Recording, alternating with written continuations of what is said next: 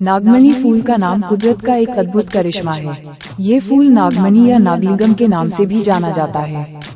इस फूल की संरचना शिवलिंग और उसके ऊपर फन फैलाए हुए नाग की तरह दिखती है। शिवलिंग और नाग की आकृति। नागमणि फूल का नाम इसकी अनोखी संरचना के कारण पड़ा है। ये फूल शिवलिंग जैसा दिखता है, जिसके ऊपर एक नाग फन फैलाए हुए है।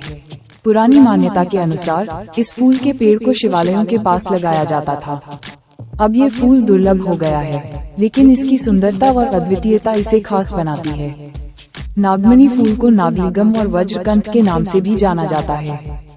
नागमणि फूल का पौधा पारंपरिक चिकित्सा में उपयोग किया जाता है और इसके फल और फूलों में रासायनिक यौगिक पाए जाते हैं, जो प्राकृतिक रंग के रूप में उपयोग किए जा सकते हैं, अकॉर्डिंग टू विकिपीडिया। वास्तुशास्त्र में कैक्टस यानी नागफनी के पौधे को घर में लगाने से मना किया जाता है। इसके पीछे का कारण है कि इस पौधे को घर के अंदर लगाने से नकारात्मकता आती है और घर में धनाभाव होने लगता है। नागफनी को गृह वास्तु के लिए नकारात्मक बताया गया है। नेपोल्स प्लांट, जिसे आमतौर पर नागफनी के नाम से जाना जाता है, यह एक प्रकार का कैक्टस है जो मानव शरीर को मिलने वाले लाभों के लिए बेहद लोकप्रिय है। वास्तव में इसका उपयोग सूजन, अनिद्रा, वजन घटाने आदि जैसी स्थितियों के इलाज के लिए किया जा सकता है। नाग दमयंती पौधा बवासीर के दर्द में उपयोगी है। ये पौधा घर में लगाने से सांप नहीं भटकते। नाग दमयंती सुख समृद्धि का प्रतीक माना जाता है।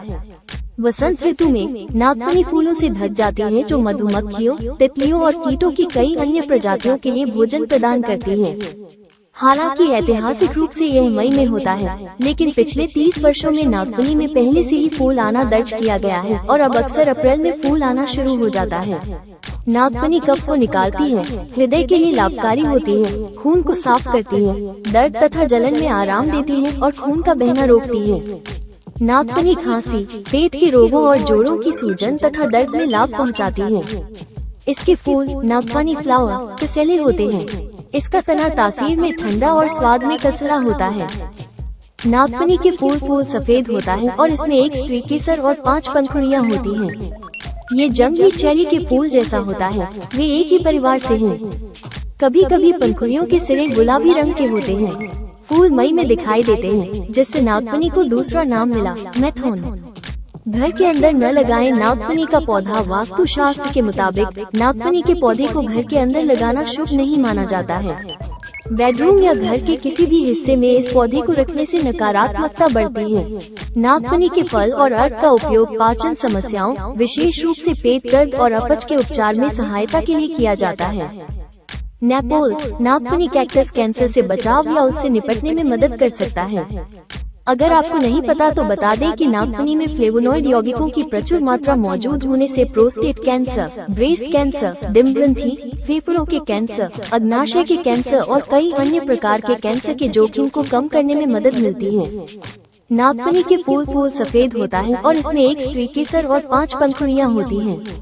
ये जंगली चेरी के फूल जैसा होता है। वे एक ही परिवार से हैं।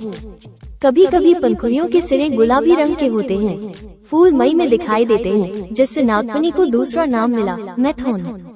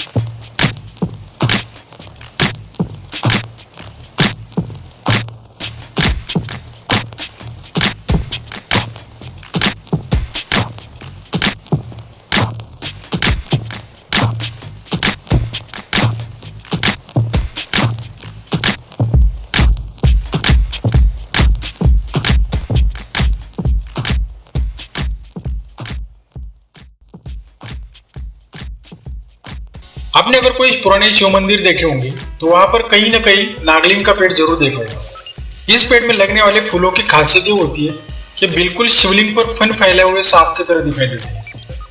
इस आकार के लिए इसे शिव कमल या कैलाशपति भी कहा जाता है। इसके फूलों को हिंदी में शिवलिंग पुष्प तथा नाग चंपा, कन्नड़ और तमिल में नागलिंग पुष्प और तेलुगु में मल्लिकार्जुन पुष्प के नाम से जाना जाता है। दिखने में बेहद खूबसूरत ये फूल देखकर आप जरूर आकर्षित हो जाएंगे, क्योंकि इसमें सुंदर रंग भरे होते हैं, फूल सुगंधित होते हैं, सो इस पर मधुमक्खियां, भंवरे, कुछ पक्षी वगैरह भी आते हैं और उन्हीं के जरिए परागन होता है। परागन के बाद से फल बनने और दूसरे मटेरियल से तोफ के गोलों की तरह बड़े बड़े परिपक्व होने में 1 वर्ष तक का समय लगता है।